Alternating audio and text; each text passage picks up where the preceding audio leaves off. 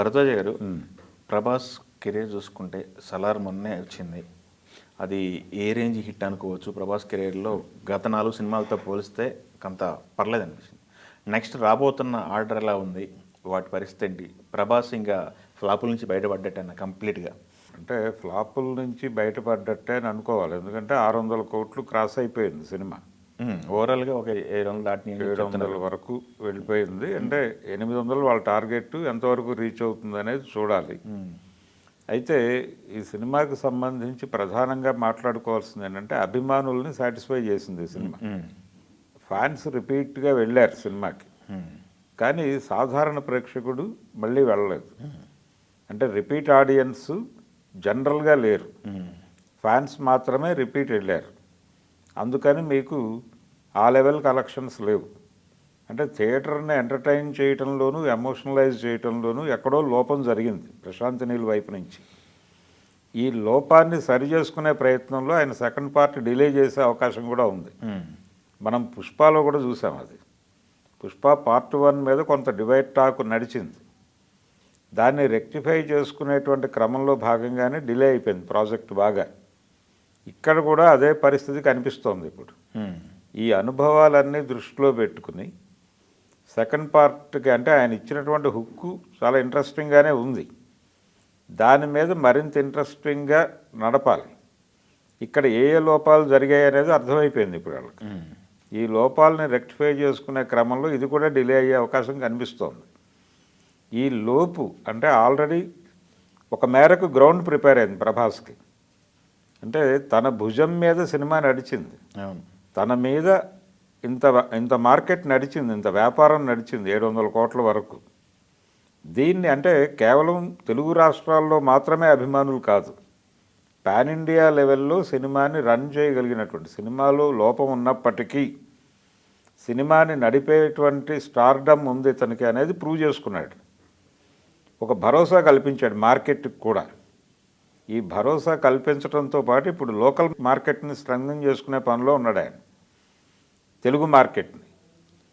Telugu market కోసం చేస్తున్నటువంటి cinema ఒకటి మారుతితో లైన్లో పెట్టాడు ఆయన, రాజా డీలక్స్. ఆ సినిమా మీద హోప్స్ ఉన్నాయి ఆయనకి. ఇప్పుడు ఆ సినిమాతో తను ఎంటర్టైనింగ్ హీరోయిజం నుంచి డీవియేట్ కాలేదు అనేది ప్రపంచానికి చెప్పబోతున్నాడు ఆయన.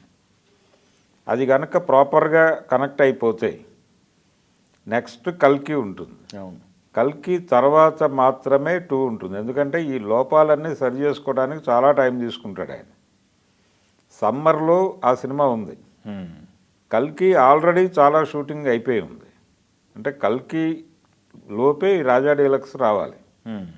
రాజా డీలక్స్ అంటే సంవత్సరానికి 2 సినిమాలు చేస్తానని ప్రామిస్ చేశాడు ఆయన ఆదిపురుష్ వేదిక మీద వస్తాయని.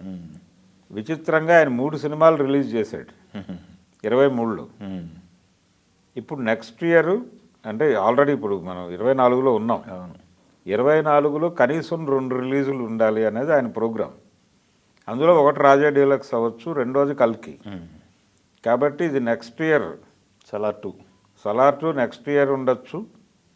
ఇంకా డిలే చేసినా చేయొచ్చు. ఇప్పుడు పుష్ప చూస్తున్నాం మనం ఎన్ని జాగ్రత్తలు తీసుకుని ముందుకెళ్తున్నారు అనేది. కాబట్టి సలార్ విషయంలో కూడా అంతకంటే ఎక్కువ జాగ్రత్తలు తీసుకోవాల్సిన పరిస్థితి ఉంది. నిజానికి హిట్ అయింది, కానీ సినిమా అదేదో చావు తప్పి కన్నులొట్టపోయి అన్నట్టుగా తయారైంది దాని పరిస్థితి. కాన్ఫిడెంట్గా హిట్ అని చెప్పలేని పరిస్థితి. కాబట్టి అది అవసరం. ఇప్పుడు ఆ రెక్టిఫికేషన్ అనేది చాలా అవసరం ఆ సినిమాకి. అందుకని ఆయన డెఫినెట్గా టైం తీసుకుంటాడు. ఈలోపు మారుతి మీద ఒక బాధ్యత ఉంది. ఈ సినిమా ద్వారా తను పెద్ద హీరోలను ఎలా డీల్ చేయగలడు అనేది ప్రూవ్ చేసుకోవాలి మార్కెట్కి. అది ఆయన బాధ్యత డైరెక్టర్గా. ప్రభాస్ మళ్ళీ ఒకసారి అంటే బాహుబలి నుంచి ఆయన ఒక రేంజ్ క్యారెక్టర్లు మాత్రమే చేసుకుంటూ వెళ్ళాడు. రాధేశ్యామ్ టైంలో అయితే పుకార్లు వచ్చినాయి, ఆయనకేదో అనారోగ్యం వచ్చేసింది లెవెల్లో.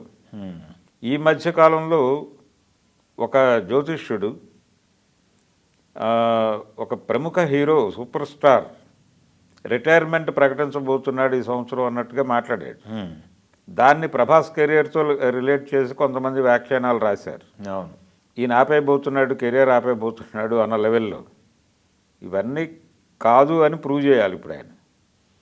ఎంటర్టైనింగ్ హీరోయిజం కూడా నేను ప్రాపర్గా డెలివరీ చేయగలను అనే కాన్ఫిడెన్స్ మార్కెట్కి ఇవ్వటం అనే ప్రోగ్రాంలో భాగంగానే మారుతికి డేట్స్ ఇచ్చాడు ఆయన. అసలు మారుతి సినిమా ప్రభాస్ చేయటం ఏమిటి అన్నారు చాలామంది. అవును. దానికి సమాధానం వాళ్ళిద్దరూ బలంగా చెప్పబోతున్నారు. దీని తర్వాత దీంతో పాటు కల్కి చాలా భారీ ఎత్తున చేస్తున్నారు వాళ్ళు.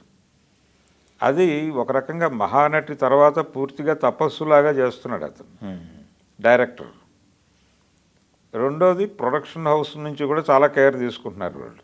వాళ్ళకు కూడా ఒక పెద్ద సక్సెస్ అవసరం ఇప్పుడు. అందుకని కల్కి మీద ఎక్కువ కాన్సన్ట్రేషన్ ఉంది. సంగీతం శ్రీనివాసరావు లాంటి వాడిని పట్టుకొచ్చి అడ్వైజర్గా పెట్టుకుని మరీ ఆ సినిమా చేస్తున్నారు వాళ్ళు. అవును. అందుకని దాని మీద చాలా హోప్స్ ఉన్నాయి. కమల్ హాసన్ ఉన్నాడు, అమితాబ్ ఉన్నాడు,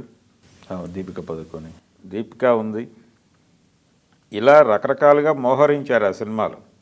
రెండోది సెంటిమెంట్ ప్రకారం ఆయన మే 9కి పెట్టుకున్నాడు. యాక్చువల్గా సంక్రాంతి అనుకున్నారు ముందు. సంక్రాంతి వద్దు అని మేకి వెళ్ళారు. మే సెంటిమెంట్ ఆయనకి. అంటే మహానటి రిలీజ్ అయింది అని అంటారు, కానీ మహానటి కంటే ముందు జగదగ వీరుడు అతిలోక సుందరి ఆ డేట్న రిలీజ్ అయింది. రిలీజ్ అయ్యి తుఫానులో రిలీజ్ అయింది. తుఫానులో రిలీజ్ అయినప్పటికీ సినిమా చాలా పెద్ద హిట్ అయింది. అందుకని ఆ డేట్ సెంటిమెంట్తో మహానటి ఆ రోజు వేశారు, అది హిట్ అయింది. ఇప్పుడు అది విపరీతమైన సెంటిమెంట్గా మారి ఈ సినిమాను కూడా మే 9కే పెట్టాడు ఆయన. కాబట్టి సమ్మర్లో ప్రభాస్ వస్తాడు.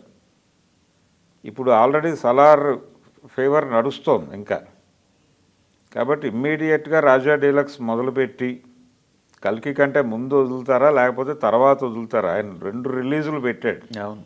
ఈ 2 రిలీజుల్లో ఇది కొంత షూట్ అయిపోయిన సినిమా కల్కి.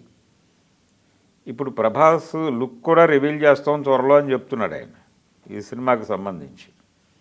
కాబట్టి కల్కియే ముందుండే అవకాశం కనిపిస్తోంది. ఇది కొంచెం డిలే చేసిన ప్రమాదం ఏం లేదు. అవును. ఇది నెక్స్ట్ అంటే ఇప్పుడు సలార్ రిలీజ్ అయినట్టుగా ఇయర్ ఎండ్లో పెట్టుకున్నా ఇబ్బంది లేదు. కానీ లోకల్ మార్కెట్కు ఒక భరోసా కల్పించాల్సిన అవసరం అయితే బలంగా ఉంది. ఓకే. ఈ తరహా సినిమాలు చేయాలి. అంటే డార్లింగ్ ఇలాంటి సినిమాలు చేసున్నాడు ఆయన గతంలో. ఆ ఫ్లేవర్ కావాలి ఇప్పుడు మళ్ళీ ఒకసారి. అంటే సలార్లో కూడా ప్రభాస్ అదో తరహాలా కనిపిస్తాడు. అంటే ఆ సినిమాకి కావాల్సిన లుక్లో కనిపించాడు. అది కాదు, పూర్తిగా ఓపెన్ అప్ అవ్వాలి. ఓపెన్ అప్ అయ్యి ఒక డార్లింగ్ లాగానే కనబడాలి ఇప్పుడు. అలా కనబడే సినిమాలు కనీసం 2 వెళ్ళిపోతే అప్పుడు ఈ పుకార్లన్నీ ఆగుతాయి. ఈ పుకార్లను ఆపటం అనేది ప్రధాన కార్యక్రమంగా ఉంది ఇప్పుడు. ఓకే. అందుకని దీని మీద అంటే మారుతి సినిమా మీద కొంత వర్క్ చేస్తున్నారు వాళ్ళు. దీంతో పాటు ఇంకొక ప్రాజెక్టును కూడా లైన్లో పెట్టేస్తారు ఇప్పుడు. ఈ 2 రిలీజులు ప్రామిస్ని నిలబెట్టుకుంటాడు ఆయన కనీసం 2-3 ఏళ్ళు. మిగిలిన హీరోలందరూ పాన్ ఇండియా మార్కెట్ ప్రాజెక్టు అని చెప్పి సినిమాకి 3 సంవత్సరాలు టైం తీసుకుంటున్నారు. ఈయన పాన్ ఇండియా సినిమాలు చేస్తూ ఏడాదికి 2 రిలీజులు పెట్టుకోవడం అనేది చాలా గొప్ప విషయం. యాక్టివ్గా ఉన్నాడు, యాక్టివ్గా సినిమాలు చేయాలనుకుంటున్నాడు. చూద్దాం ఎంతవరకు మాట నిలబెట్టుకుంటాడో చూద్దాం.